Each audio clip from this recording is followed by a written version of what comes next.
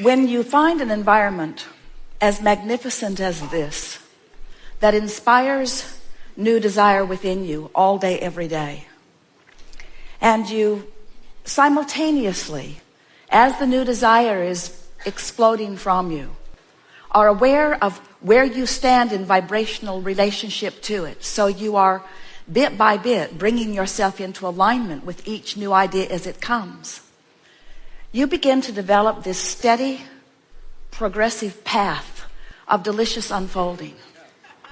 We call it life in the vortex. But for those who don't know about the vortex, or who want to call it something else, for those who aren't aware that they are vibrational beings, who don't know that the source within them is calling them eternally, as they see you living life from inside the vortex, they describe you in this way. They say, how is it that you barely seem to identify something as something that you would like to participate in, and it moves to you and you move to it? How is that so? As they observe you, they say, how is it that you are so clear-minded that a question occurs, but almost as soon as the question has been formulated within you, the answer begins to come? How is it that the answers are so fast on the heels of your questions? What is up with you, they want to know. How is it, they say, that you can barely tip your toes into something that would be remotely recognized by many others as a problem, but before you even get your feet wet, the solution begins to show itself to you? How is it you are joyful mostly? How is it that you are fun everywhere you go? How is it that your timing is so precise? How is it that you maintain your physical vitality? How is it that you seem to move through time without decline? How is it that you remain physically focused, and yet there is something about you that seems otherworldly?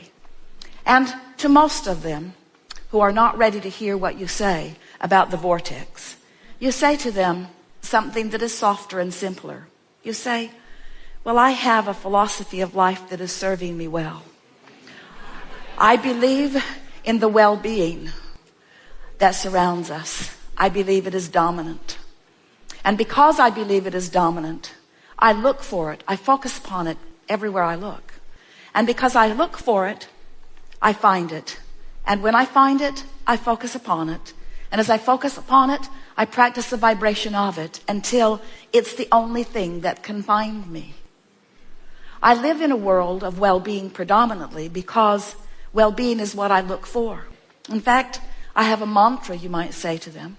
Today, no matter where I'm going, no matter what I'm doing, no matter who I'm doing it with, it is my dominant intent to look for what I'm wanting to see. Because when I look for what I'm wanting to see and find it, I practice the vibration of that. And then my world is filled with things that essentially, things that in essence are the same as that. Oh, don't get me wrong, you can say to them. I live in the world, the real world, like you. And from time to time, I see those things that I'd rather not see. But I discovered some time ago, you may tell them, that whenever I know clearly what I don't want, I know equally clearly what I do want. And I've just learned to get off of what I don't want and onto what I do want as quickly as possible. When I was really little, I could feel that when someone praised me, it felt really, really good. And in the same way, when someone criticized me, it didn't feel good at all. And I recognized even when I was little that when I praised someone else, it would most likely feel good to them. And that if I were to criticize them, it would most likely not feel good to them. But what I was startled to discover is that every time I criticize anyone else, I don't feel good either. And so I've decided that there is a power in the way I feel. I believe, you may tell them if you want, that we were born into these physical bodies for the purpose of exaggerated and blissful expansion. And as I participate with those who surround me, I know that it's true of me and all of them that we are doing exactly that. But then somewhere along my trail, I figured something else out. Not only do I want to feel good And not only does it feel really good to feel good, but I discovered that I have unconditional control of the way I feel. That was a big step for me. Because when I discovered that through the power of my focus, I could always find something that would feel good. And that if I deliberately do focus, that I can train myself into a frequency where only good feeling things can find me. My life started getting better right away. But then I discovered that there's an even deeper law behind it. I finally figured it out. I figured it out through my own trial and error, through my own exposure of my own life to the details that surrounded me. I figured it out that when I am in a moment of appreciation, it feels like the fullness of all that I am is right there appreciating with me. It's as if everything in the heavens is opened up to me, and my ability to see the positive aspect of whatever I am defining becomes fuller and greater. And I also discovered that if I do find something to criticize, it's like I empty out of me. It's like I go somewhere where the larger part of me does not go. So once I got wind of that, once I started figuring out that I am in harmony with that which is source, in my joy and in my love and in my praise, and I'm out of harmony in my criticism, in my anger, in my fear, I began to recognize that I was born with this guidance system, that this system within me to let me know not just how to get the most beautiful things in the world. I don't think that is really my purpose, although I don't mind getting it. I discovered that I was born with a guidance system to help me keep up with me. And I discovered that in any moment in time that I'm not keeping up with me, I can't bear it. For a long time, I thought that my negative emotion was because of something that somebody else was doing. And I cannot tell you how liberated, these are your words to them, I cannot tell you how liberated I was when I discovered that I hold the keys to my own freedom. That freedom, all that freedom is the freedom from resistance. And that resistance can only be self-applied. Other people can behave in ways that are unpleasing, but I have to look. Other people can behave in ways that don't feel good to them, but unless I give it quite a bit of my attention, I don't get hooked into it, and so it doesn't become part of my experience.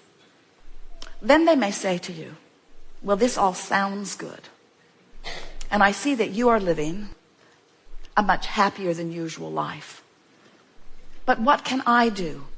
How can I get into a better feeling place when I have this that is bothering me and this that is a crisis and these things that have gone wrong? How can I focus upon positive things when there is so much around me that is not positive? And then you say, if you want to, well, I don't know about you, but I decided that it was just a choice that I would have to make. That I could focus upon the problems of the world and perpetuate those. Or I could focus upon the solutions of the world and perpetuate those. And beyond the perpetuation of the solution, I discovered that it feels way better to focus upon the solution than the problem. And so I do it for me, selfishly. I have to tell you, I do it for me.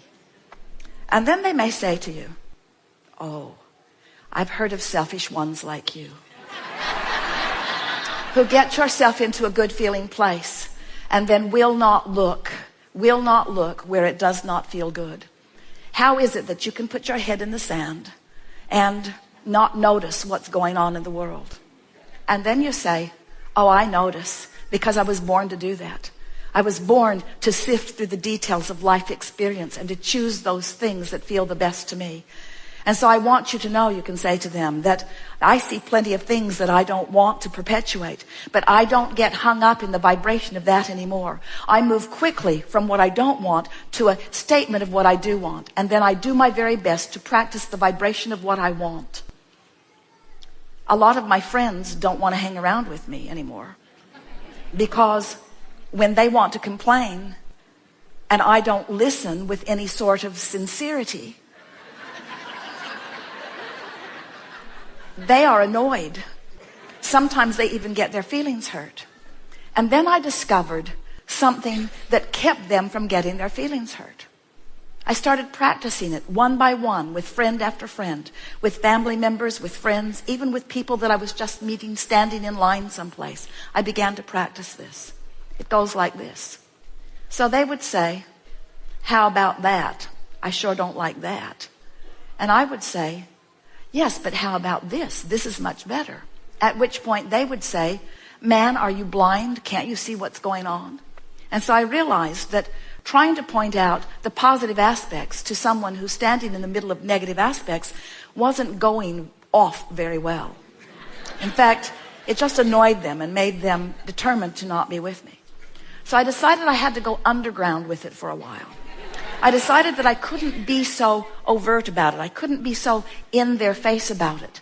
So I just practiced in my own mind. When I would hear a complaint from someone, I would write down if I could, or remember if I could, what is it that I think they really want? Because it's pretty easy to know what someone wants when they're expressing what they don't want.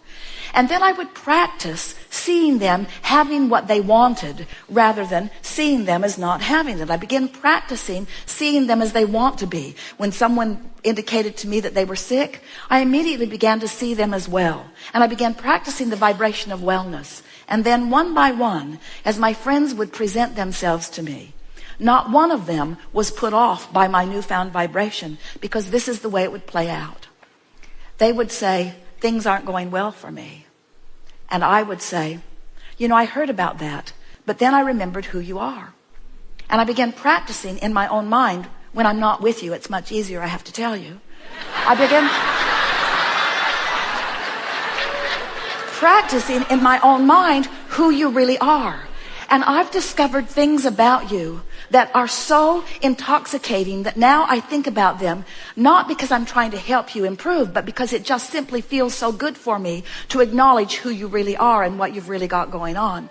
And this is the list I've made about you. These are the positive aspects of your life. This is who I know you truly to be. This is how I see you. This is how I know you. And this is why I love you, you see. It is our promise to you that as you begin practicing the positive aspects of circumstances and events, of governments, of other governments, of political parties, of people that you know, of family members, of your mothers and your fathers and your children, of your friends, of people that you have formerly called your enemies, as you begin to tune yourself to what this time-space reality is helping you to put in your vortex about them. You see, these aren't just people running around annoying you or pleasing you. These are people running around causing you to build a vortex version of you. They are the reason that you are expanding. And so when they are the reason that you're expanding and you look back at their trouble, now you're extra mad at them because first they caused you to expand and now they're holding you back from your expansion. What we want you to realize is that no one can hold you back. There is no assertion in this attraction-based universe. It is all attraction. And so as you begin to play with this a little bit, as you accept that you are vibrational beings first and foremost, as you acknowledge that you and everyone that you are interacting with is causing you to build this magnificent vortex of creation, and that the source within you dwells there and experiences the fullness of all that you have asked for. And as you, little by little, tune yourself to the frequency of that vibration, what you will begin to notice first is that you just feel better. The edge will just lift up off of you. Next, you'll begin to notice that wonderful ideas are flowing to you. You'll begin to notice that your memories of your past are changing, where the good memories are coming forward and the memories that were not so good fade and you can hardly remember them at all. You'll begin to notice that people around you are on your vibrational wavelength. You'll begin to notice that you're thinking something and someone right next to you, even somebody that you don't know very well, will verbalize it. And you'll look at them and feel such camaraderie, such harmony, such co-creative connectivity. You'll say to them, you may not believe this, but I was just thinking those exact thoughts. We are so on the same vibrational wavelength. And then not only will the ideas flow, but connections of all kinds will begin to appear in your experience.